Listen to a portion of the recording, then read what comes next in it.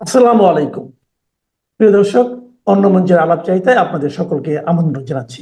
খলিল সাহেব খুবই বিধ্বস্ত, দেখে মায়া লাগলো। বাংলাদেশের পররাষ্ট্রমন্ত্রী ডক্টর খলিলুর রহমান এই মে মাসের 6 তারিখ চীনে দুইজন নেতার সাথে বৈঠক করেছেন। একজন হলো ওয়াং হুনি, আরেকজন হলো ওয়াং ই। ডক্টর খলিল তার সংক্ষিপ্ত চীন সফর শেষ করেছেন এবং এই চীন সফরের উপর দুই দেশ থেকে একটা প্রেস রিলিজ প্রকাশ করেছে। সেটার ভিত্তিতে আমি ডক্টর খলিলের এই চীন সফর কেমন হলো এবং এটা এটা থেকে আমরা তারেক রহমানের সরকারের ভবিষ্যৎ কি রকম হতে পারে সেগুলো একটু একেবারে নৈর্ব্যক্তিকভাবে অবজেক্টিভলি অ্যানালিসিস করব। তো সঙ্গে থাকুন।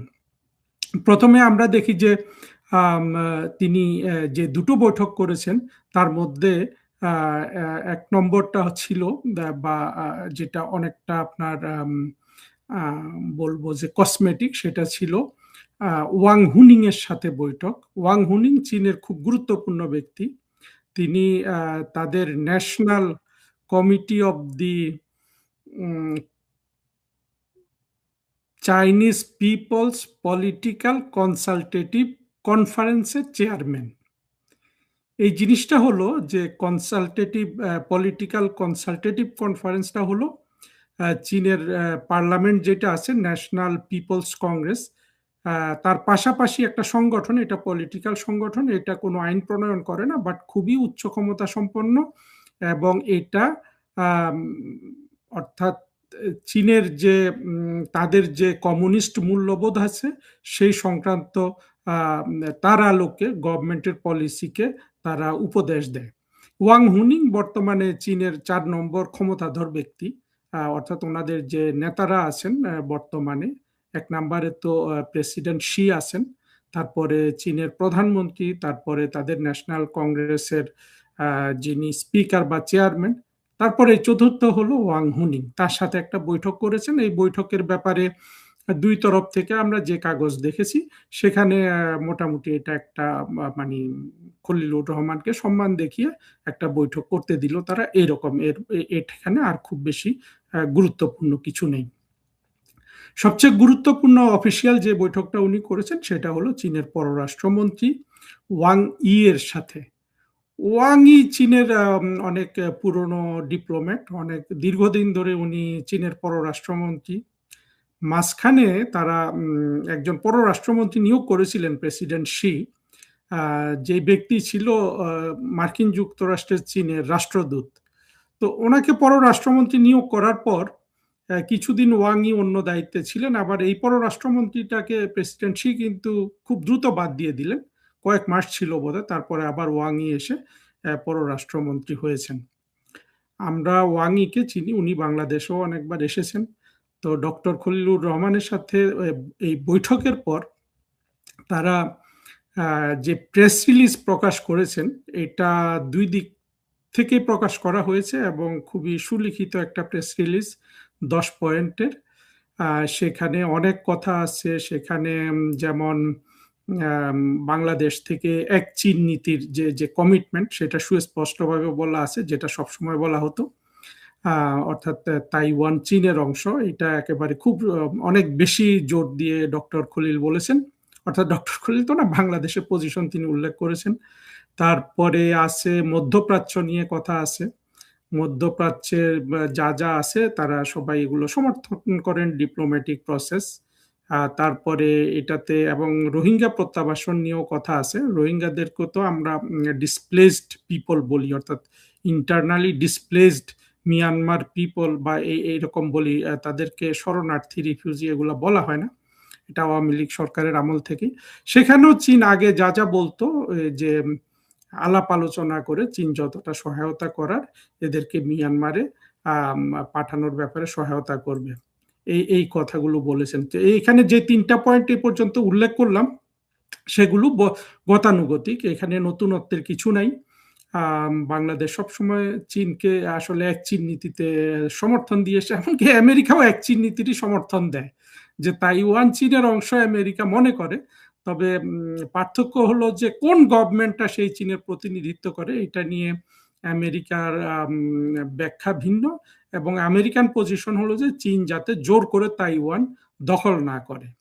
আর বাংলাদেশ বা অনেক দেশেরই, আসলে সারা বিশ্বেরই পজিশন হলো যে তাইওয়ান চীনের অংশ, এবং এর পরবর্তী কথাগুলো হয়তো ভিন্ন হতে পারে। বাংলাদেশ এটা একেবারে শক্তভাবে এটাকে আপনার সমর্থন করে। আমাদের মনে আছে যে বর্তমানে যিনি অর্থমন্ত্রী তারেক রহমান সরকারের আমির খসরু মাহমুদ চৌধুরী তাইওয়ানের একটা অফিস বাংলাদেশে খুলতে দিয়ে তখন তিনি বাণিজ্য মন্ত্রীর চাকরি হারিয়েছিলেন। তো ওইসব কথায় যাব না, কথাগুলো লম্বা হয়ে যাবে। আমরা ডক্টর খলিলের এই চীন সফরের উপর থাকি। এর বাইরে আমি তিনটা জিনিস খুব ভালোভাবে আলোচনা করতে চাই, যেখানে একটা জিনিস তারা যেটা বলেছিলেন যে তারা কম্প্রিহেন্সিভ স্ট্র্যাটেজিক কোঅপারেটিভ পার্টনারশিপ এরকম একটা চুক্তি হয়েছিল প্রধানমন্ত্রী শেখ হাসিনা 2024 সালে, যার জঙ্গি উত্থানের আগে আগে জুলাই মাসে আমাদের সবার মনে আছে, শেখ হাসিনা যখন চীন সফর করেন তখন এই চুক্তিটা স্বাক্ষরিত হয় দুই দেশের মধ্যে। এটা 2016 সাল থেকে চলে আসছে বাংলাদেশ আর চীনের মধ্যে এই পার্টনারশিপটা।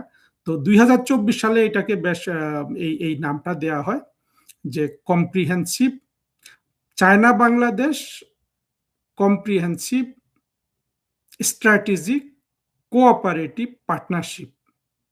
বাংলা করলে কি হবে দেখি চেষ্টা করে, যে চীন এবং বাংলাদেশের মধ্যে সর্বাত্মক মানে একেবারে সব ধরনের স্ট্র্যাটেজিক কৌশলগত, যেখানে সাধারণত আপনার মিলিটারি যুক্ত হয়, স্ট্র্যাটেজিক কোঅপারেটিভ এবং সহযোগিতামূলক পার্টনারশিপের বাংলা হতে পারে অংশীদারিত্ব, অর্থাৎ চীন এবং বাংলাদেশের মধ্যে সর্বাঙ্গীন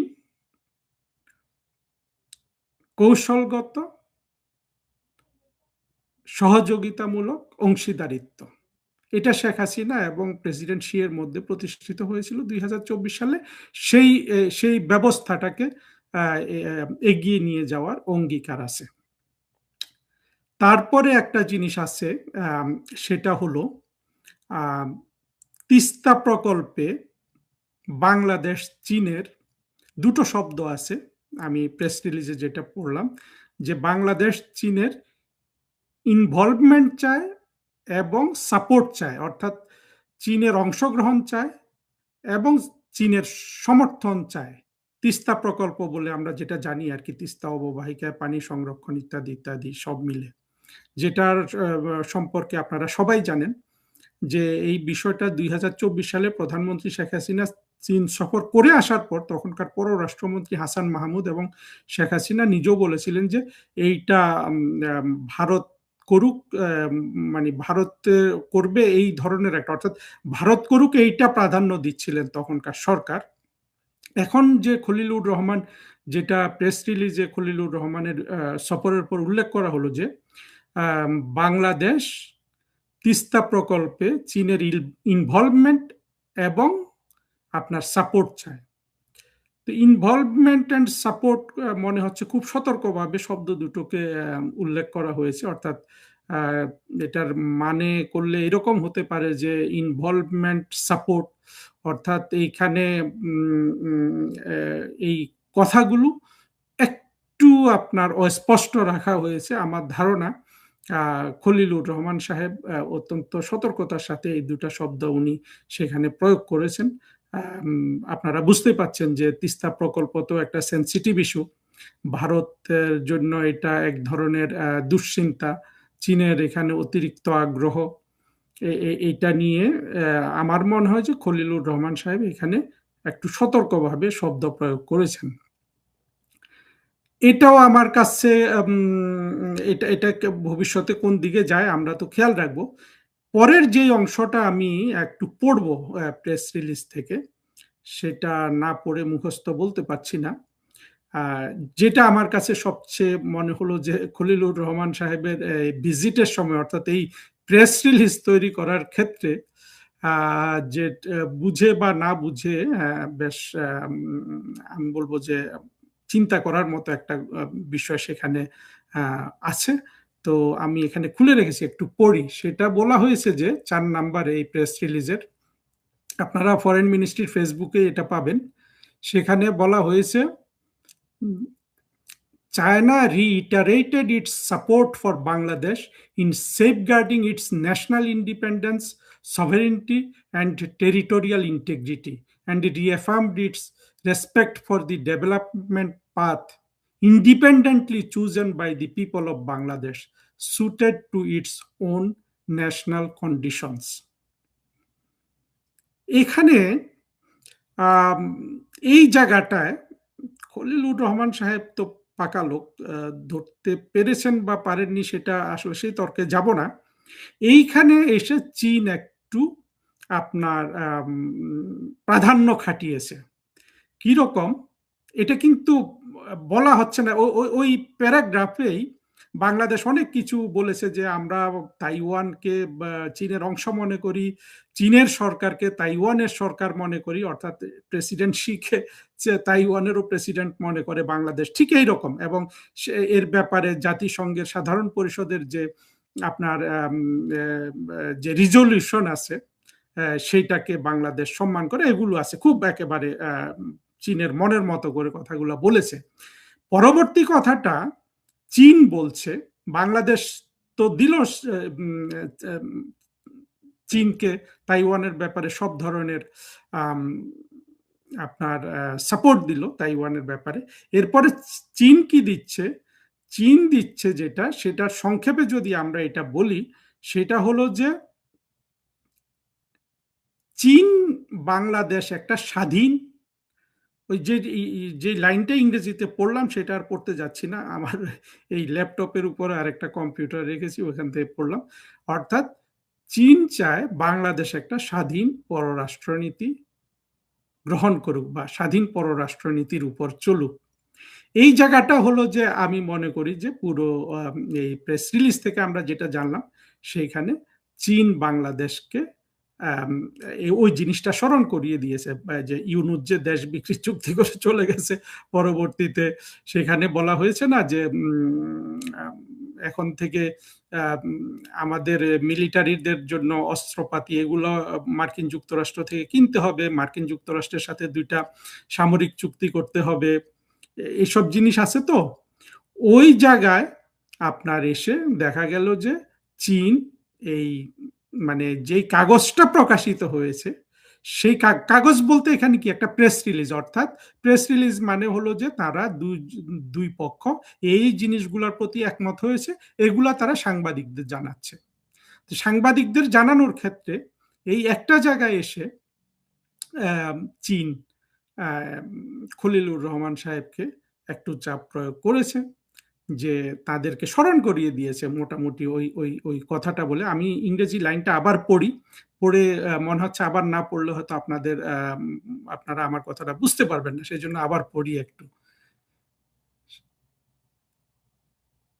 China reiterated its support for Bangladesh in safeguarding its national independence, sovereignty, and territorial integrity, and reaffirms its respect for the development path independently chosen by the people of Bangladesh, suited to its own national conditions. এটা এটা বেশ আমি বলবো যে বাংলাদেশের যেসব diplomat আছে আমাদের ফরেন মিনিস্ট্রিতে, যদিও এই প্রেস রিলিজটা অত্যন্ত সুলিখিত, এখন তো সুলিখিত প্রেস রিলিজ করা কোনো বিষয় না। চাইনিজরা সেখানে ছিল, চাইনিজরা তো যারা ইংরেজি জানে তারা খুব ভালো ইংরেজি জানে, যারা বাংলাও জানে। আর এখন এআই আসার পরে আসলে ওই এইসব জিনিস কত সুন্দর লেখা যায়, এটা শুধু আইডিয়াটা থাকলেই সুন্দর আপনার ক্রাফটিংটা করা যায়। কিন্তু এগুলোর উপর সতর্ক দৃষ্টি রাখা, কোন শব্দটা আসছে, কি কথাটা বলা হচ্ছে, সেইটা যদি আমরা চিন্তা করি, তাহলে এটা এটা একেবারে অবভিয়াস যে চীন এই কথাগুলো এখানে আপনার সংশ্লিষ্ট করেছে বাংলাদেশকে, অর্থাৎ তারেক রহমানকে স্মরণ করিয়ে দেওয়ার জন্য যে তোমরা যে মার্কিন যুক্তরাষ্ট্রের কাছে ইতিমধ্যে বিক্রি হয়ে গেছো, সেই ব্যাপারে আমাদের আপত্তি আছে। আমরা চাই তোমরা স্বাধীন পররাষ্ট্রনীতি গ্রহণ করবে এবং চীন বাংলাদেশকে ভবিষ্যতে কি ধরনের অর্থনৈতিক সহায়তা দেবে না বা না দেবে, আমার মনে হয় এই যে একটা সেন্টেন্স এই প্রেস রিলিজে প্রকাশ করা হলো দুই তরফ থেকে, সেটার উপর অনেকখানি কিন্তু নির্ভর করবে। এখানে এইটার আরো কিছু আপনার কনোটেশন আছে যে বাংলাদেশের টেরিটোরিয়াল ইন্টেগ্রিটি রক্ষার ব্যাপারে, টেরিটোরিয়াল ইন্টেগ্রিটিতে কে ভাগ বসাতে পারে, হয় ভারত ভাগ বসাতে পারে, বাংলাদেশ দখল করে নিল, বা মার্কিন যুক্তরাষ্ট্র ভাগ বসাতে পারে, যে আপনার ওই কক্সবাজারের কি বলে যে ওই দ্বীপটা সেন্ট মার্টিন, ওইখানে ঘাঁটি গাঁটলো, কথার কথা বলছি আমি, এগুলো আমি আমার ভিডিওতে আপনাদেরকে বলেছি যে ভিডিওগুলো আমি আনবায়াসড করব, যাতে আমাদের মুক্তিযুদ্ধের পক্ষের লোকজন কিছু জানতে পারে তথ্যগুলো, কারণ বাংলাদেশ থেকে তো আপনি এসব তথ্য এখন জানতে পারবেন না। এগুলো বিশ্লেষণ করার মতো মানুষও এখন আর নাই। যা হোক, সেদিকেও সেসব কথা বলে লাভ নেই। তো এই জায়গাটায় কিন্তু চীন অর্থাৎ এই বাংলাদেশকে কিন্তু যে জিনিসগুলো কিন্তু চীনের রাষ্ট্রদূত ঢাকা থেকে আগেই বলছিল যে মার্কিন যুক্তরাষ্ট্রের সাথে অর্থাৎ চীন এবং বাংলাদেশের মধ্যে যে সম্পর্ক, তার মাঝখানে যদি মার্কিন যুক্তরাষ্ট্র এসে দাঁড়ায়, তাহলে সে সম্পর্ক আর উন্নতি হবে না। আর খলিল সাহেবকে আমি বুঝতে পারি যে আসলে টাকার জন্য ওনারা চীনের শরণাপন্ন হয়েছেন সরকার চালানোর জন্য। মার্কিনীরা তো টাকা দিবে না, ওরা তো 45,000 কোটি টাকা ডলারে করে নিয়েই যাচ্ছে আগামী 10-12 বছরের মধ্যে। দেখেন একটা পদ্মা সেতু করে দিছে চীনের সহায়তায়, সেটা 32,000 কোটি টাকা লেগেছিল, আর এখানে 45,000 কোটি টাকা 12টা বোয়িং বিমান কিনে, যে বিমান কিন্তু বাংলাদেশের যে আমাদের বিমানের যে অবস্থা, এটা থাই এয়ার কিনলেও কথা ছিল, সিঙ্গাপুর এয়ার বা অন্য কোনো, যাই হোক সেটা করেছে। তো এই জায়গাটা আর কি আমি বলবো যে তারেক রহমানের সরকারকে কিন্তু খুব ভালোভাবে স্মরণ করিয়ে দেওয়া হয়েছে, এবং এটা বোঝাও যায় আসলে। আপনারা দেখবেন, আমি খলিলুর রহমান সাহেবের, খলিলুর রহমান তো পাকা হাড্ডি, রজার খলিল, হ্যাঁ, রজার খলিল নামে মার্কিন যুক্তরাষ্ট্রের নাগরিকত্ব ইত্যাদি করেছে, হ্যাঁ, দীর্ঘদিন জাতিসংঘে চাকরি করেছে, বাংলাদেশ সরকারেরও টাকা কড়ি খেয়েছে, এরা একসাথে দুইটা চাকরি করে দুইটা পেনশন খাওয়া মানুষ, খুব চালাক কিন্তু। এবং আপনারা খেয়াল করেছেন কিনা, ডক্টর খলিল কিন্তু তারেক রহমানের মন্ত্রিসভার লোকজনের যে টাকা কড়ির হিসাব পত্রিকায় দেখেছি, তার মধ্যে সে অনেক ধনী, মানে একেবারে 4 নাম্বার না 5 নাম্বার ধনী। ধনী মানে কি, সারা জীবন ইউএনএ তে চাকরি করলে অনেক টাকা বেতন পাওয়া যায়, আর বাংলাদেশ সরকার থেকেও বেতন ভাতা, তার বেতন মানে লিয়েনে ছিল, কিন্তু পেনশন তো নিয়েছে। তো এগুলা করে তো নিশ্চিতভাবে সে অনেক ধনী হয়ে গেছে। তো এই বৃদ্ধ বয়সে এই লোকটা কেন এখানে আসলো? এই খলিল সাহেব, আমি গত 15-20 বছর শুনেছি যে আওয়ামী লীগের সাথেও তদবির করে যে পররাষ্ট্রমন্ত্রী হওয়ার জন্য, তার জীবনের একেবারে আপনার স্বপ্ন বাংলাদেশের পররাষ্ট্রমন্ত্রী হওয়া। এবং এখন তো বোঝা যাচ্ছে যে ইউনূসের সাথে তারেক রহমানের সংযোগ ঘটানোতে এই খলিল যথেষ্ট ভূমিকা পালন করেছে। ইউনূসকে হয়তো ভয়টয়ও দেখিয়েছে যে আপনি জামাতের সাথে না গিয়ে তারেক রহমানের হাতে ক্ষমতা দিয়ে দেন। কারণ হলো, খলিলুর রহমান তো জামাতের পররাষ্ট্রমন্ত্রী হলে একরকম, আর বিএনপি যাদের ভোট আছে তাদের পররাষ্ট্রমন্ত্রী হলে একরকম। কিন্তু খলিলুর রহমান সাহেবের যে বিদেশ সফর কতগুলো দেখলাম, এখানে দেখলাম যে উনি যখন আপনার ওই যে কি বলে আনাতোলিয়া প্রসেস ডিপ্লোমেসি একটা আছে, তুরস্কের একটা প্রসেস, তারপরে উনি কিছুদিন আগে ইউরোপে গেলেন, ওখানে গেলে উনি খুব রিল্যাক্সড থাকেন। মার্কিন যুক্তরাষ্ট্রে গেলে ওনার মুখ খুব রিল্যাক্সড, চেহারা খুব রিল্যাক্সড। কিন্তু ভারতের ওই ছবিগুলাতে দেখলাম যে উনি টেন্সড, আর চীনে এখানে একেবারে মানে লোকটার মনে হলো যে 10 বছর বয়স বেড়ে গেছে, যদিও বয়স তো 70 অ্যারাউন্ড হবে তার। 1977 সালে তাদের বিসিএস পরীক্ষা শুরু হয়, 1979 সালে ওনারা বিসিএস চাকরিতে জয়েন করেন, এবং খলিল সাহেব ওনার ব্যাচের বয়সে বোধহয় সবার চেয়ে ছোট, অর্থাৎ যথেষ্ট কম বয়সে চাকরিতে ঢুকতে পেরেছেন, বোঝা যায় অত্যন্ত মেধাবী ছাত্র ছিলেন।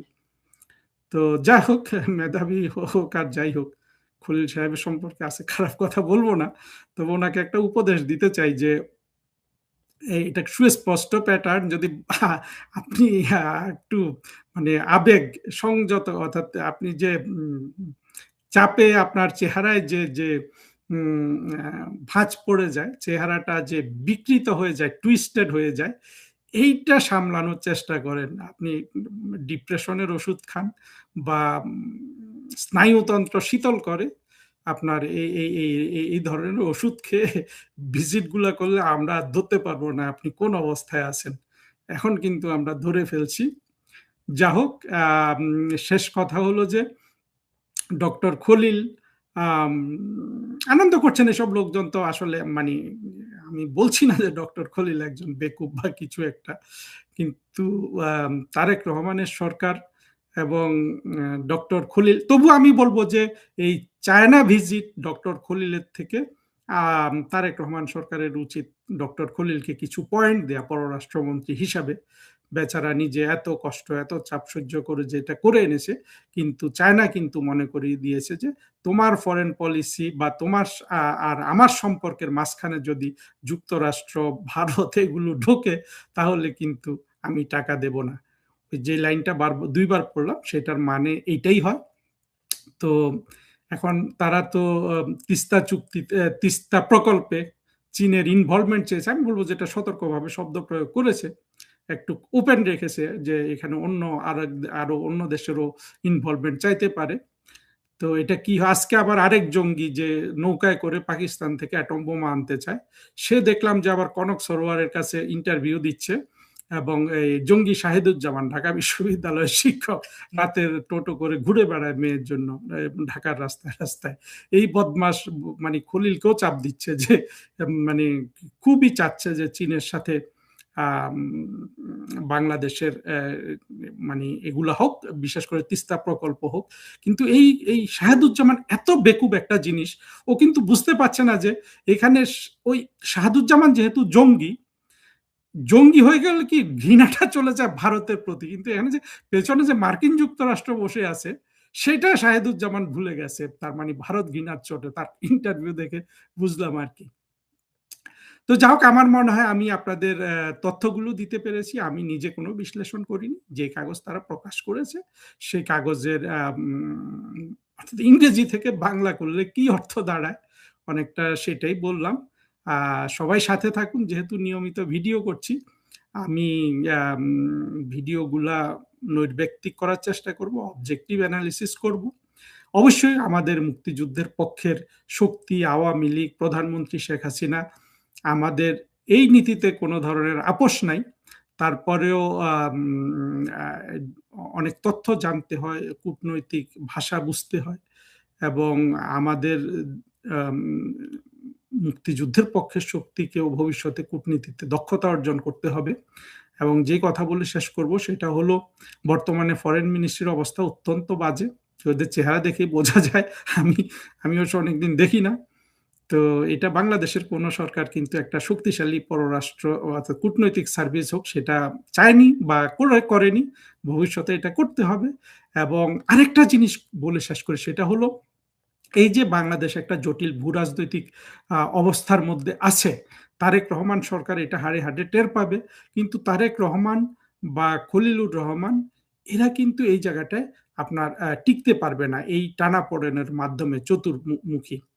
তো আমি বরঞ্চ পরাশক্তিগুলোকে বলবো, যারা বাংলাদেশের ব্যাপারে বাংলাদেশকে তাদের ভূ রাজনৈতিক স্বার্থের জন্য বাংলাদেশকে তাদের পক্ষে চায়, ভারত, চীন, রাশিয়া, মার্কিন যুক্তরাষ্ট্র, এইভাবে চারটাই তো আসলে মোটা দাগে, আর ইউরোপিয়ান ইউনিয়ন মার্কিন যুক্তরাষ্ট্র তো অনেকটা এক ধরনের। তাদেরকে আমি আহ্বান জানাবো যে আপনারা প্রধানমন্ত্রী শেখ হাসিনাকে সাপোর্ট করেন, এবং উনি যে নিরপেক্ষ থেকে সবার সাথে যে সুসম্পর্ক রক্ষার চেষ্টা করেছিলেন সেটাতে আপনারা ফিরে আসেন। সেটা হলে আসলে আপনাদের সবারই স্বার্থ রক্ষিত হবে এবং বাংলাদেশেরও স্বার্থ রক্ষিত হবে। বাংলাদেশের স্বার্থ যদি রক্ষিত না হয়, সেখানে আপনাদের স্বার্থ রক্ষিত হবে না। কারণ হলো যে আলটিমেটলি তো বাংলাদেশের জনগণ এখানে আপনার ব্যাপার। হ্যাঁ, আপনাদের স্বার্থ রক্ষিত হবে যদি আপনারা বাংলাদেশকে আফগানিস্তানের মতো করে ফেলতে পারেন, বাংলাদেশকে ফকির মিসকিন বানিয়ে দিতে পারেন, যেটা ৪৫,০০০ কোটি টাকার ১৪টা বোয়িং এর জন্য নিয়ে যাচ্ছেন। বোয়িং তো আপনাদের মানে আপনাদের ঘরের মধ্যে আপনার গুদামে পড়ে থাকে, বোয়িং তো আপনাদের জন্য কিছু না, তাই না? সেটা দিয়ে আপনারা ৪৫,০০০ কোটি টাকা নিয়ে যাচ্ছেন। তো এইভাবে যদি আপনারা শোষণ করতে থাকেন বাংলাদেশকে, আর তার জন্য ইউনূস এবং তারেক রহমানকে সম্মান করে, এটা বলছি না যে এই ধরনের মানে লোকজনকে এনে ক্ষমতায় বসান, বা বিএনপির এখন যে দুরবস্থা আপনারা সৃষ্টি করছেন, এতে আপনাদের কারো স্বার্থ রক্ষিত হবে না। আর আমাদের তরফ থেকে যেটা দরকার, আমাদের হলো যে বলিষ্ঠ কূটনীতি দরকার এবং একটা ন্যাশনাল কনসেনসাস দরকার, যেটা মুক্তিযুদ্ধের পক্ষে, মুক্তিযুদ্ধের বিপক্ষে। দেশ বিভক্ত হওয়াতে এই বিদেশিরা 24-এর জঙ্গিদের সাথে হাত মিলিয়ে বাংলাদেশকে এমন অবস্থা করতে পারলো যে এখন তারেক রহমান সরকারের পররাষ্ট্রমন্ত্রী, অবশ্যই একজন সিনিয়র মানুষ, দীর্ঘদিন বিদেশে চাকরি করেছে, দেশে চাকরি করেছে, তার যে কঠিন অবস্থা দেখলাম ছবিতে। চীনের দুইটা লোক, ওই যে যার নাম বললাম ওয়াং হুনিং এবং ওয়াং ইর সাথে উনি যখন হ্যান্ডশেক করছেন, আপনারা এটা ফরেন মিনিস্ট্রির ফেসবুকে পাবেন, আরো নানান জায়গায়, এমনকি চাইনিজ এম্বাসি যেটা বাংলাদেশে আছে তাদেরও ফেসবুকে পাবেন। খলিল সাহেব খুবই বিধ্বস্ত, দেখে মায়া লাগলো। ধন্যবাদ সবাইকে। আম, আমি ভারতের রাজনীতির বিষয়াদি একটা গণতান্ত্রিক মানে বৃহৎ গণতান্ত্রিক রাষ্ট্র হিসেবে সেটা নিশ্চয়ই ফলো করি, দেখি, বিশ্লেষণ করি, যেটা সারা পৃথিবীর অন্যান্য দেশের রাজনীতিকে ফলো করি। কিন্তু ভারতীয় রাজনীতিতে হস্তক্ষেপ বা তাদের ব্যাপারে কোনো ধরনের মন্তব্য বা ভারতীয় রাজনৈতিক নেতাদের বিরুদ্ধে মন্তব্য, এগুলো আসলে আমার উদ্দেশ্য নয়, করিও না। 2024 সালের 5ই আগস্টের পর আমি জীবনের প্রথমবারের মতো কিন্তু ভারতে যাই হচ্ছে এই 5ই আগস্টেরই পর। ইংল্যান্ড থেকে আমার মার, অনেকেই জানে যে আমার মার চিকিৎসা চলছিল, সেই চিকিৎসা শেষে একটা পর্যায়ে চেন্নাই থেকে আমার কলকাতাতে প্রথম যাওয়া হয়। তো গত 2 বছর ধরে এই পশ্চিমবঙ্গের সাথে আমার একটা ভীষণ হৃদ্যতার সম্পর্ক তৈরি হয়েছে। কলকাতার লেখক, কবি, সাহিত্যিক, বুদ্ধিজীবী, চলচ্চিত্রকার, অভিনয় শিল্পী, গায়ক, গায়িকা, ভিন্ন জনরার মানুষের সাথে আমার সম্পর্ক হয়েছে, পরিচিত হয়েছি। এবং বলা যেতে পারে পশ্চিমবঙ্গর সাধারণ মানুষ থেকে শুরু করে শিক্ষক, বুদ্ধিজীবী, ছাত্র, রাজনীতিবিদ, বিভিন্ন জনরার মানুষের সাথে আমার এই গত 2 বছরে বলবো ভালো একটা সম্পর্ক তৈরি হয়েছে। তাদের কথা বুঝবার, তারাও আমার কথা শুনবার, এই ধরনের এক ধরনের মিথস্ক্রিয়া আমাদের মধ্যে আদান প্রদান হচ্ছে। ভারতের বিভিন্ন অঞ্চলে যখনই গেছি, বিভিন্ন স্টেশনে, রাস্তায়, পথে ঘাটে, কফি শপে, সেখানে আমার ভক্তদের পেয়েছি, আমার অনুরাগীদের পেয়েছি। এটা আমার জন্য অনেক বিশাল পাওয়া। আমার মতো একজন অভাজনের ভক্ত এই ভারতবর্ষে রয়েছে, পশ্চিমবঙ্গে, সেটি আমার জন্য অনেক বড় একটা পাওয়া। এই ভালোবাসাটুকু আমি পেয়েছি নানান রকম করে। তো সেই জায়গা থেকে আমি বলি যে ভারতের এই রাজনীতি, ভারতের চিন্তা, তাদের কালচার, এগুলোর দিকে বরাবরই আমার নজর ছিল বটে। তো কিছুদিন আগে আমি লক্ষ্য করেছি যে সাবেক যে মুখ্যমন্ত্রী মমতা ব্যানার্জি, শ্রীমতী মমতা ব্যানার্জি, তার ভাইপো অভিষেক ব্যানার্জি, ছেলেটিকে আমার কিন্তু খুব স্মার্ট মনে হতো যে সবাই বলতো যে খুব স্মার্টলি কথা বলে, পরবর্তী মুখ্যমন্ত্রী মনে হয় তিনিই হবেন, খুবই তার ফিউচারে কথা বলতেন এবং তার বেশ কিছু বক্তব্য শুনেছি দুর্দান্ত। কিন্তু ছেলেটি গত 2-3 সপ্তাহ আগে বা গত মাসে ধুম করে বলে ফেললো যে বাংলাদেশের মাননীয় প্রধানমন্ত্রী শেখ হাসিনা, বাংলাদেশ আওয়ামী লীগের সভানেত্রী, বাংলাদেশ আওয়ামী লীগের সভানেত্রী এবং বাংলাদেশের প্রধানমন্ত্রী, মাননীয় প্রধানমন্ত্রী শেখ হাসিনা, তিনি 1.5 বছর ধরে ভারতে কিভাবে আছেন, শরণার্থী হিসেবে নাকি অনুপ্রবেশকারী, এই কথা বলে অভিষেক একটা বক্তব্য দিয়েছে, যেটা ভীষণ অবাক করবার মতো একটা ব্যাপার। অভিষেককে অনেকেই বলে থাকেন যে খুবই বুদ্ধিমান রাজনীতিবিদ, চৌকস রাজনীতি হতে যাচ্ছেন বয়স কম হলেও। আমি খুব অবাক হয়েছি। কেন অবাক হয়েছি? যে ভারতের যতগুলো রাজনৈতিক দল রয়েছে মেইন স্ট্রিমের, তারা প্রত্যেকে মাননীয় প্রধানমন্ত্রীকে ভারতে ওয়েলকাম জানিয়েছেন। আপনারা জানেন যে 5ই আগস্টে মাননীয় প্রধানমন্ত্রীকে বাংলাদেশের সশস্ত্র বাহিনী একটি নিরাপদ জায়গাতে সরিয়ে নেয় বাংলাদেশে একটি বৃহৎ জঙ্গি আক্রমণের প্রেক্ষিতে। যাই হোক, অভিষেক সম্ভবত পশ্চিমবঙ্গের মানুষের পালস ধরতে পারেনি। এই যে বললাম যে পশ্চিমবঙ্গের মানুষের সাথে আমার একটা হৃদ্যতা তৈরি হয়েছে বিভিন্ন জনরার, কেন বলেছি এই কথাটা? প্রত্যেকটা মানুষ, প্রত্যেকটা সাধারণ মানুষ, যেখানে খেতে গেছি, ক্যাফে, রেস্তোরাঁ, রাস্তায়, ঘাটে, কনসার্টে, থিয়েটারে, যত জায়গাতে গেছি আমি কলকাতাতে, সাধারণ মানুষ আমার পরিচয় পেয়ে বা কেউ আমাকে চিনতে পেয়ে আমাকে জিজ্ঞেস করেছেন, দাদা এত বড় একটা ঘটনা ঘটে গেল, কি হবে বাংলাদেশের? প্রত্যেকটা মানুষ মাননীয় প্রধানমন্ত্রীর এক তুমুল ভক্ত, মাননীয় প্রধানমন্ত্রী শেখ হাসিনার। শেখ হাসিনা, আওয়ামী লীগ, বাংলাদেশের মুক্তিযুদ্ধ, বাংলাদেশের সেকুলারিজম, বাংলাদেশের প্রগতিশীল চিন্তা, বাংলাদেশের কালচার, এগুলোর প্রতি পশ্চিমবঙ্গের মানুষের এক ধরনের তীব্র ভালোবাসা রয়েছে। তৃণমূল কংগ্রেসকে ভোট দিয়েছে এমন অসংখ্য মানুষ, অসংখ্য মানুষ আওয়ামী লীগ, মাননীয় প্রধানমন্ত্রী শেখ হাসিনার ভীষণ রকমের ভক্ত। সেটা একেবারে অভিনয় শিল্পী থেকে, রাজনীতিবিদ থেকে শুরু করে একেবারে সাধারণ মানুষ পর্যন্ত।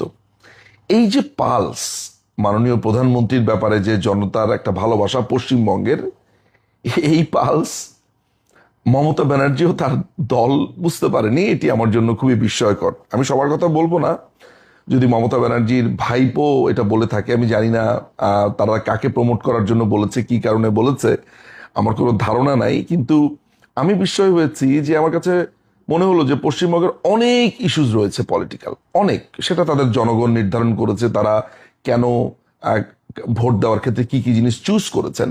কিন্তু একটা জিনিস আমি খুবই হলফ করে বলতে পারি যে মাননীয় প্রধানমন্ত্রী শেখ হাসিনার ইস্যু একটি ব্যাপার, যে তার প্রতি যারা মমতা সেখানে দেখায়নি, যা তার প্রতি একটু রুষ্ট হয়েছে, সাধারণ জনগণ ভালোভাবে নেয়নি।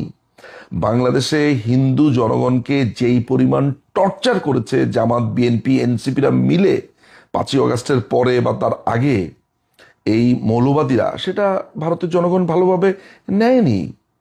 এবং এই যে মন্তব্য, এই মন্তব্যের রিপার্কেশন, এটার যে পাবলিক কিভাবে জবাব দিয়েছে দেখতে পেলাম, যে তৃণমূলের একেবারে সাচ্চা ভোটার, যারা একেবারে খাস ভোটার বা তৃণমূলকেই ভোট দেবে, তারা পর্যন্ত আহত হয়েছে বাংলাদেশ প্রসঙ্গে তৃণমূলের যেই স্ট্যান্ড সেটি দেখে।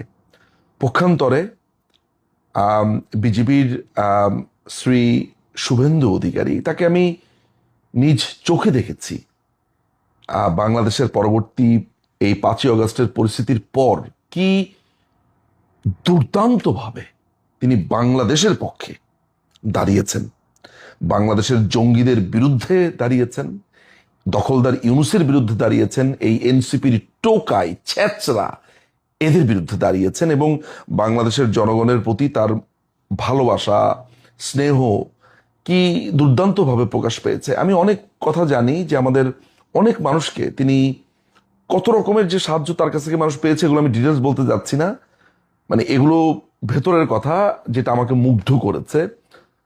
সো শুভেন্দু অধিকারী বরাবর মাননীয় প্রধানমন্ত্রীকে যে সম্মান, ভালোবাসা দেখিয়েছেন, এটি অনেকগুলো ইস্যু থাকতে পারে পশ্চিমবঙ্গের এই বিধানসভা নির্বাচনে, এটি একটি, যেটি শুভেন্দু অধিকারী তথা বিজেপির দিকে একটা প্রবলভাবে এই ভোটকে টেনেছে বলে আমার অন্তত পক্ষে অভিজ্ঞতা মনে হয়েছে। অনেকে বলতে পারেন যে না, এটা একটা ইস্যু মাত্র, এটা একটা অংশ মাত্র, বাংলাদেশ পুরোটা না। আমিও একমত যে অনেক ইস্যুজ রয়েছে। পশ্চিমবঙ্গে গেছি, আমি দেখেছি নানান ধরনের মতামত রয়েছে সেখানে, আউটসাইডার থেকে শুরু করে বিভিন্ন রকমের ভোটার সংখ্যা, রিলিজন, অনেক কিছু এসেছে। সেটা এসেছে, এটা একেবারেই ভারতের ইন্টারনাল ব্যাপার, এগুলো নিয়ে আমার কোনো মন্তব্য নেই। কিন্তু মাননীয় প্রধানমন্ত্রী শেখ হাসিনার ব্যাপারে যে অভিষেকের যে মন্তব্য, মমতা ব্যানার্জির স্ট্যান্ড, যেই নীরবতা, সেটা অনেককে আহত করেছে। এবং অনেক ইস্যুসের মধ্যে এটি একটি সেগমেন্ট, একটি অংশ হিসেবে এসেছে বলে আমার কাছে মনে হয়েছে। সেই জায়গা থেকে শুভেন্দু অধিকারীকে আমি ব্যক্তিগতভাবে কৃতজ্ঞতা জানাই, ভালোবাসা জানাই, তার প্রতি আমার সম্মান রয়েছে। তিনি যেভাবে স্ট্যান্ড দাঁড়িয়ে গেছেন বাংলাদেশের মানুষের জন্য, বাংলাদেশের যারা হিন্দু ধর্মাবলম্বীদের উপরে যে অত্যাচার করা হয়েছে সেটার ব্যাপারে যেভাবে তিনি স্পষ্ট বক্তব্য দিয়েছেন। এবং আরেকটা ব্যাপার যে ভারতের যে পশ্চিমবঙ্গের যে মিডিয়া, তাদের সাথে তো আমার একেবারে আত্মার মতো একটা সম্পর্ক হয়েছে। সাংবাদিক বলেন, সেখানে গেলে তো আমি নিয়মিত প্রেস ক্লাবে যাই, কথা বলি। আমার সাংবাদিক বন্ধু বান্ধব, প্রচুর সাংবাদিক বন্ধু বান্ধব, তাদের সাথে কথা বলে যেটা দেখেছি, তারা যেরকমভাবে স্ট্রংলি দাঁড়িয়ে গেছে বাংলাদেশের পক্ষে, সেটা তৃণমূল দাঁড়াতে ব্যর্থ হয়েছে। তো এই ভরাডুবির কার্যকারণ ভারতীয় জনতারাই, ভারতীয় মানুষরাই সেটা নিশ্চয়ই বের করবেন। কিন্তু বাংলাদেশ ইস্যু, বাংলাদেশ আওয়ামী লীগ ইস্যু, মাননীয় প্রধানমন্ত্রী শেখ হাসিনা ইস্যু, এটি একটি বড় কারণ। কারণ দিনের শেষে সেখানে বাঙালি, বঙ্গবন্ধু, মুক্তিযুদ্ধ, বাংলাদেশের কালচার, সংস্কৃতি, এগুলোকে পশ্চিমবঙ্গের মানুষ নানানভাবে ধারণ করে, নানানভাবে ভালোবাসেন। এইটা থেকে কিন্তু এগুলোর অনেক বড় ইতিহাস রয়েছে। 47-এর দেশভাগ, দেশভাগের স্মৃতি, বাংলাদেশের স্মৃতি, একটা বড় অংশ 47 দেশভাগে পরে এখানে এসছে। সো এগুলো অনেক ইস্যুস রয়েছে। আমি নিজে মনে আছে কলেজ স্ট্রিটে যখন আরজি করের ঘটনাটা ঘটলো, সেখানে দেখেছি মানুষের কি তীব্র প্রতিবাদ। 5ই অগাস্টের পরে আমি রাস্তা দিয়ে হেঁটে যাচ্ছিলাম, মানুষ ধরে আমাকে, সেখানে আমাকে চিনতে পেরে আমাকে বক্তৃতা দিতে পর্যন্ত আমি সেখানে গেছি। আমি সেখানে বাংলাদেশের কথা বলেছি, বাংলাদেশের মানুষের কথা বলেছি, বাংলাদেশের মানুষের উপর নির্যাতনের কথা বলেছি, বাংলাদেশের হিন্দুদের উপরে, খ্রিস্টানদের উপরে, বৌদ্ধদের উপরে, জামাত, বিএনপি, এনসিপি, এই টোকাই, হিজবুত তাহরির, এদের অত্যাচারের কথা বলেছি। ফলে সেখানে আমি দেখেছি যে এই জায়গাতে কিরকম ভাবে একটা স্ট্রং। ফলে মমতা ব্যানার্জি এবং তার ভাইপো বা তার দল হয়তোবা এই পুরো ব্যাপারটা ধরতে অক্ষম হয়েছেন। এবং অনেকগুলো ইস্যুসের ভেতরে এটি যে একটি ইস্যু, সেটির বলার অপেক্ষাই রাখে না। এই ব্যাপারটাই আসলে আলোচনা করবার জন্য আজকে আমার এই ভিডিও। মোদ্দা কথা হচ্ছে যে আপনি যখন পাবলিকের পালস ধরতে পারবেন না, আপনি যখন মানুষের, সাধারণ মানুষের হৃদয়ঙ্গম করবার যেই টপিক, সেটাকে যখন আপনি আহত করবেন, নির্যাতন করবেন, তখন ফলাফল কেমন হতে পারে এটা আমরা এখন দেখতে পেয়েছি। তো এতটুকুই বলার ছিল। বিধানসভাতে জয়ী দল বিজেপিকে তথা বিশেষ করে শুভেন্দু অধিকারীকে আমার হৃদয় নিংড়ানো ভালোবাসা, শুভেচ্ছা, কৃতজ্ঞতা আমার রইল। বিজিতদের প্রতিও আমার শুভকামনা রইল। নিশ্চয়ই তারা ভবিষ্যতে এসব সমস্ত কিছু লক্ষ্য করবেন। মোট কথা, ভারত, কলকাতা, পশ্চিমবঙ্গ, বাঙালি, এগুলো এক দুর্দান্ত ব্যাপার। আমার কাছে তো কলকাতা একটা ম্যাজিক্যাল সিটি। পশ্চিমবঙ্গে যারা গেছেন তারা জানেন আমি কি মিন করছি। তার মানুষ, তার কালচার, তার চিন্তা, তার ভাবনা, তার বই পড়া, তার মানে এক অসাধারণ এক ব্যাপার এই পশ্চিমবঙ্গ। আমি পশ্চিমবঙ্গের সমস্ত মানুষকে আমার ভালোবাসা জানাই, শুভেচ্ছা জানাই। আপনাদের সিদ্ধান্তের প্রতি আমাদের সম্মান রইল, ভালোবাসা রইল। এই যে আপনি যদি লাগাইও কিন্তু ঝামেলা ফেলাইলেন, কূটনৈতিক ভাষাতে এটা হবে না। আপনি বলেন আছে আমাদের দেন, এটা পইলা ফেলেন, তাহলে তো ঝামেলা। আপনি তো স্বীকারই করেন না। স্বীকার না করলে তো আপনাকে পুষবে কি করবে? এই যে পাঠাচ্ছে পাসপোর্ট, তাদের লাইভ ভিডিও আসতেছে, তাদের ধরে ধরে পাঠা, তারা বলতেছে বাড়ি গই বরিশাল, বাড়ি গই নেত্রকোনা, বাড়ি গই নোয়াখালী, বাড়ি গই চিটাগাং, বাড়ি গই সিলেট, বলতেছে তারা। এমনকি ওই যে জামাতিদের একটা পত্রিকা আছে আলবদরদের, যে ফেস দ্য পিপল নাকি মেজ দ্য পিপল আছে একটা, কি যেন, সেখানে তারা 12 জন লাইভ এসে বলতেছে যে তারা অবৈধভাবে ভারতে ঢুকেছে এবং জেলে আছে। ওই 12 জনকে পাঠালে তো আপনি বলবেন কেন? আপনি বলেন না কেন ওই 12 জন আপনার? তারা লাইভে এসে বলতেছে তার বাড়ি কই, তার মায়ের সাক্ষাৎকার ওই ফেস দ্য না মেজ দ্য পিপলে লিখছে, ভিডিও শো আছে, আপনি যান। কই আপনি তো স্বীকার, আপনি তো হু হা করলেন না। আমরা তো সেই দেশ যে সৌদি আরব থেকে শত শত নারী ধর্ষিত হয়ে আসে, আমাদের সচিব বলে, আমাদের প্রবাসী কল্যাণ মন্ত্রণালয়ের সচিব বলে এগুলো মিথ্যা কথা। তো আপনার তো সেই দেশ, আপনি স্বীকার করেন। আপনি বলেন আপনার অবৈধ বাংলাদেশী, ওইটাই বলেন, আপনার ভাষাতে বলুন, যদি তাকে ফেরত দেন। সেটা কি বাংলাদেশ সরকার বলেছে? বলেন, বলতে বলেন। সেটা বলতে পারবেন না। কারণ আপনি তা জানেন। আপনি জানেন যে আপনার পোলা, আমার পোলা আরেকজনের বাড়িতে থাকে, খায়, আমরা পুরোপুরি মানে মুরগের মতো দায়িত্ব পালন করছেন। মানে বাংলাদেশের সরকার মুরগের দায়িত্ব পালন করতেছে। 50 লাখ ভারতীয় ভারতে গিয়ে অবৈধভাবে আছে। যখন সেটা প্রশ্ন করে আপনি বলেন কিছুই জানেন না আপনি। তো তাহলে ভারত তখন কি করবে? আপনি কি করবেন? আপনি তখন কি করতেন আপনার জায়গায়? আপনি বাংলাদেশে ভারতীয়দের থাকতে দিবেন? বাংলাদেশের সঙ্গে ভারতের যে সম্পর্ক, এই সরকারের আমলে আবার নতুন করে টানাপোড়েন শুরু হয়েছে। আপনারা সবাই জানেন, ডক্টর মোহাম্মদ ইউনূসের জামানাতে ভারত এবং বাংলাদেশের সম্পর্কটি রীতিমতো দাকুমড়ার পর্যায়ে পৌঁছে গিয়েছিল।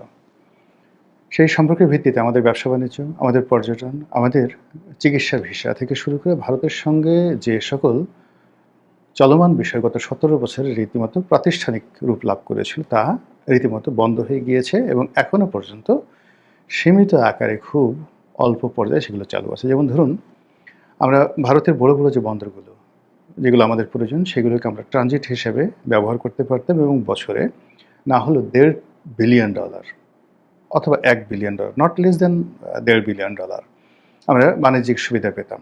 আমাদের দেশ থেকে আমরা যখন এক্সপোর্ট করি, এক্সপোর্ট করতে গিয়ে এখানে আমাদের ঢাকা বিমানবন্দর বা আমাদের চট্টগ্রাম বন্দর থেকে যে সকল এয়ারে অথবা সিতে যে সকল শিপমেন্ট ইউরোপে যায়, আমেরিকাতে যায়, আমরা অনেক সময় দেখা যাচ্ছে যে তাড়াহুড়োর কারণে বা অন্য বিভিন্ন কারণে আমরা সেই শিডিউলগুলো রক্ষা করতে পারিনি। জাস্ট উদাহরণ, যদি চট্টগ্রাম বন্দর থেকে একটি কন্টেনার বা একটা জাহাজ আমরা ইস্ট কোস্টে পাঠাতে চাই আমেরিকাতে, তো সেক্ষেত্রে কাট আপ টাইম ধরুন 30 দিন। এখন আমাদের গার্মেন্টস মালিকরা দেখা গেল যে এই কাট আপ টাইমের মধ্যে তারা তাদের হাতের সময় আছে 15 দিনের, কারণ হলো প্রোডাকশনে তাদের দেরি হয়েছে। এখন 15 দিনের মধ্যে সে কোনো যাকে বলা হয় সিতে এই মাল পাঠাতে পারছে না, মানে সমুদ্রপথে এই মাল পাঠাতে পারছে না, তাকে এয়ারে পাঠাতে হবে। তো এয়ারে যদি পাঠাতে হয়, তাহলে সিতে যদি মালের ভাড়া হয় $1000, এয়ারে এটির ভাড়া হয়ে যাবে $10,000, জাস্ট 10 টাইমস। তখন সেই কাজ করে কি, বাংলাদেশ থেকে এই মালটি সমুদ্রপথে বাই ট্রাকে অথবা বাই এয়ারে সে কলকাতাতে, নাবাসিবাতে, মুম্বাইতে, অন্য যে কোনো একটা সমুদ্র অথবা বিমানবন্দরে সে পাঠিয়ে দেয়। তারপরে সে এটাকে ওই কাঙ্ক্ষিত গন্তব্যে ইউরোপে বা আমেরিকাতে পাঠিয়ে দেয়। এতে করে তার যে টাকা সেভ হয়, আমাদের যে লাভ হয়, আমরা হিসাব করে দেখেছি বছরে $1.5 বিলিয়ন, অর্থাৎ প্রায় 16 থেকে 17,000 কোটি টাকা বাংলাদেশের লাভ হয়। এটা এক্সপোর্ট এবং ইম্পোর্ট দুটো মিলিয়ে। একইভাবে আবার আমরা যে মালগুলো চায়না, মানে বিশেষ করে ইউরোপ থেকে আনি, আমেরিকা থেকে আনি, ইভেন মিডল ইস্ট থেকে আনি, তো মিডল ইস্ট থেকে যে মালগুলো আনি সেগুলোর যে জাহাজের ফ্রিকোয়েন্সি চট্টগ্রাম বন্দরের সাথে, সেই বন্দরের সাথে ফ্রিকোয়েন্সিটা আমাদের মেলে না। এই জাহাজগুলো মধ্যপ্রাচ্য থেকে কখনো শ্রীলঙ্কা হয়ে আসে, কখনো কলম্বো হয়ে আসে, ইভেন সাংহাই থেকে যে মালগুলো আসে সেইগুলো এই ট্রানজিট হয়ে আসার কারণে ক্ষেত্র বিশেষে 1.5 মাস সময় লাগে। এজন্য ভাড়া কম পাওয়ার জন্য অনেক ক্ষেত্রে আমরা করি কি, ফ্রিকোয়েন্সি সাংহাই থেকে দেখা গেল কলকাতাতে হলদিয়া পোর্টে, সাংহাই থেকে মুম্বাই পোর্টে যে শিপমেন্টগুলো আসে সেখান থেকে আমরা আবার বাংলাদেশে নিয়ে আসি ফ্রিকুয়েন্টলি। এভাবে আমরা গত 10-15 বছর ধরে ভারতের এই সুযোগগুলো পাচ্ছিলাম। বিনিময়ে ভারত আমাদের কাছ থেকে কী পাচ্ছিল সেটা আপনারা জানেন ভালো। এখানে মূল ব্যাপার হলো যে আমরা তাদেরকে সব ট্রানজিট দিয়ে রেখেছিলাম, কিন্তু আমাদের দেশের সঙ্গে ভারতের যে ব্যবসায়িক সুযোগ সুবিধা, সেখানে চট্টগ্রাম বন্দর বা মংলা বন্দর ব্যবহার করে তাদের 7 সিস্টারে তারা যে লজিস্টিক সাপোর্ট দেওয়ার কথা চিন্তা করছিল, সেটা আসলে ভারতের জন্য কখনোই ভায়াবল হয়নি। টিল না, হয়তো ভবিষ্যতে হতো। অথবা আমরা যে ভৈরব যে বন্দর, আশুগঞ্জ ভৈরব যে বন্দর, নদী বন্দর, এটাকে ভারত ব্যবহার করে এখান থেকে কার্গোতে তারা কলকাতা থেকে মাল পাঠাতো। এই মালগুলো আবার বাই রোডে সেই কুমিল্লা হয়ে তারপরে সেটা সেই সীমান্তে যাকে বলা হয় আগরতলা চলে যেত। তো এটা ওদের ছিল, কিন্তু এটাও যে খুব বেশি ভায়াবল হয়েছে, নট লাইক দ্যাট। এর বাইরে বাংলাদেশ থেকে বাসে করে কলকাতাতে যাওয়া যেত, কলকাতা থেকে বাসে, এটা রেসিপ্রোকাল ছিল, আমাদেরও লাভ হতো, ওদেরও লাভ হতো। আবার বাংলাদেশ থেকে ট্রেনে করে সেই কলকাতাতে যাওয়া হতো, না মানে লঞ্চে করে, আবার কলকাতা থেকে লঞ্চে বা স্টিমারে করে ঢাকা আসা যেত। এই কাজগুলো শুরু হয়েছিল, কিন্তু এগুলো ব্যাপকভাবে চালু হয়নি এবং এই বিষয়গুলো ছিল আসলে রেসিপ্রোকাল। কিন্তু ভারতের সাথে আমাদের দ্বিপাক্ষিক যে সম্পর্ক, সেই সম্পর্কের ক্ষেত্রে 1 নম্বর হলো যে আমাদের ছিটমহল যে সমস্যাগুলো ছিল, সেই সমস্যা শূন্য। এটা পৃথিবীর ইতিহাসে এক অনন্য ঘটনা। শেখ হাসিনাকে আপনি যত গালাগাল করেন না কেন, এই একটা বিষয়ের জন্য তাকে পুরস্কৃত করতে হবে, ধন্যবাদ দিতে হবে, যে বাংলাদেশের সাথে ভারতের যে ছিটমহল সমস্যা, এরকম সমস্যা সারা দুনিয়াতে লক্ষ লক্ষ সমস্যা রয়েছে, যেটি 100 বছরও রিজলভ হয়নি, 50 বছরও হয়নি। কিন্তু বাংলাদেশের ছিটমহল সমস্যা যেভাবে শেখ হাসিনার জামানাতে নিষ্পত্তি হয়েছে, এটি বিরল। 1। 2 নম্বর হলো যে ভারতের সঙ্গে আমাদের যে সীমান্তে বেরুবাড়ি, আঙ্গরপোতা, দহগ্রাম এটা নিয়ে যে সমস্যা ছিল, সেখানে যে আমরা নতুন রিশিডিউল অ্যাটলিস্ট 8 থেকে 10,000 বর্গ কিলোমিটার এলাকা, 10,000 বর্গ কিলোমিটার এলাকা আমরা পেয়েছি। ভারতের কাছ থেকে চিন্তা করতে পারেন 10,000 বর্গ কিলোমিটার এলাকা, কম বেশি হতে পারে, জাস্ট আমি একটা বললাম, ধরুন 1,000 বর্গ কিলোমিটার এলাকা, ধরুন 1 বর্গ কিলোমিটার এলাকা আমরা এটা ভারত থেকে পেয়েছি। আচ্ছা, এরপরে ভারতের সঙ্গে মায়ানমারের সঙ্গে আমাদের যে সমুদ্র বিরোধ ছিল, সেই বিরোধও শেখ হাসিনার জামানাতে একটা নিদারুণভাবে আমরা একটা ভালো ফলাফল পেয়েছি, চমৎকার একটি ফলাফল পেয়েছি।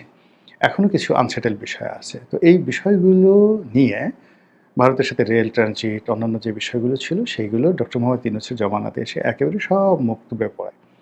কেবলমাত্র আমাদের নিত্য প্রয়োজনীয় দ্রব্যের আমদানি রপ্তানিতে ধস নেমেছে। বাংলাদেশ থেকে ভারতে যে আমরা রপ্তানি করতাম বিনা শুল্কে, একেবারে সম্পূর্ণ বিনা শুল্কে, সেটা বন্ধ হয়ে গেছে।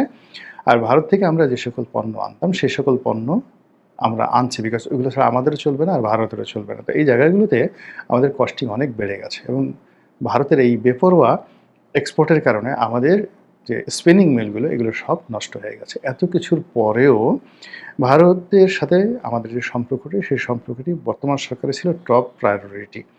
এর কারণ হলো যে আমাদের ব্যবসা বাণিজ্য, শিল্প, সাহিত্য, সংস্কৃতি, মন মানসিকতা, এমনকি বিনোদন, এগুলোর সঙ্গে ভারতের যে একটা ওতপ্রোত সম্পর্ক রয়েছে।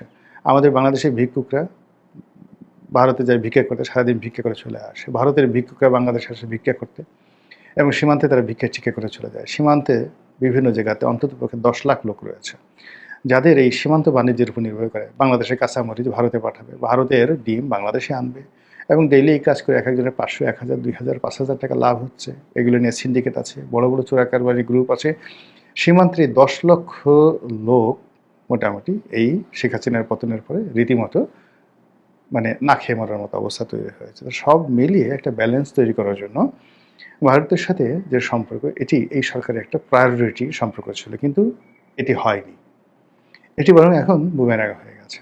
যে দৃশ্য আমরা দেখছি বা যে সকল কথাবার্তা শুনছি, তাতে করে মনে হচ্ছে যে খুব দ্রুত এবং সহসা ভারতের সাথে সম্পর্ক স্বাভাবিক হবে না।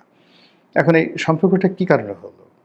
তারেক রহমান সাহেবের সঙ্গে তো ভারতের সম্পর্ক স্বাভাবিক হবে, ভালো হবে, এবং এইভাবে একটা চুক্তি, এইভাবে একটা কথাবার্তা বলেই তো সেখান থেকে আনা হয়েছিল।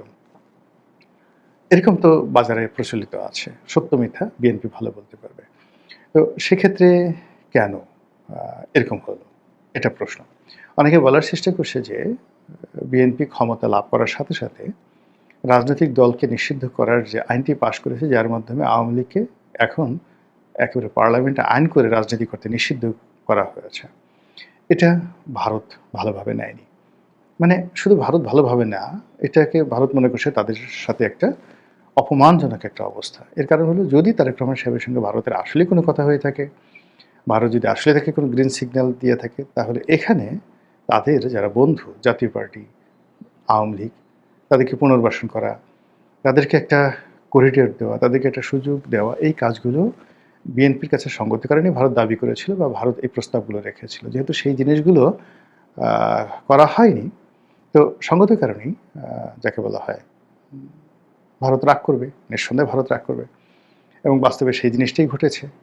এবং এখন আমরা যে দৃশ্য দেখতে পাচ্ছি, যে সরকার ক্রমশ চীনের দিকে ঝুঁকে যাচ্ছে, সরকার ক্রমশ আমেরিকার দিকে ঝুঁকে যাচ্ছে। এখন আমেরিকা এবং চীন, এই দুটো তো কোনো অবস্থাতেই আপনি একত্রে রাখতে পারবেন না। আপনি আমেরিকাকে যদি আরও 1000টা প্লেন কিনেন, বাংলাদেশের তেল গ্যাস সব কিছু দিয়ে দেন, কিন্তু যদি আপনি চীনের সাথে বন্ধুত্ব করতে চান, দহরম মহরম করতে চান, এটা আমেরিকা কোনো অবস্থাতেই মেনে নেবে না। তো এই যে কূটনীতির যে একটা ব্যালেন্স, সেই ব্যালেন্সটা যেটা ধরুন জাপান পারে, যেটা ভারত পারে, এমনকি যেটা পাকিস্তান পারে, সেটা আসলে বাংলাদেশের পক্ষে সম্ভব নয়।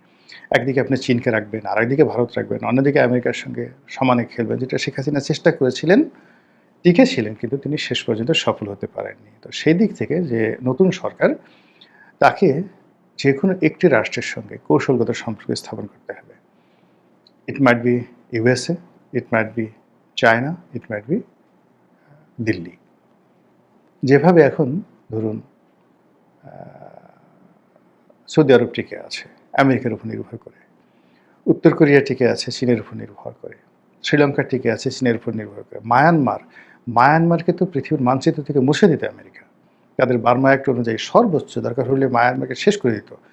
পৃথিবীতে মানে যে কয়টি রাষ্ট্রকে, অন অফ দ্য টপ 5 যে রাষ্ট্রকে তারা শত্রু রাষ্ট্র মনে করে, তার মধ্যে মায়ানমার অন্যতম। 5টি শত্রু রাষ্ট্রের মধ্যে আমেরিকার।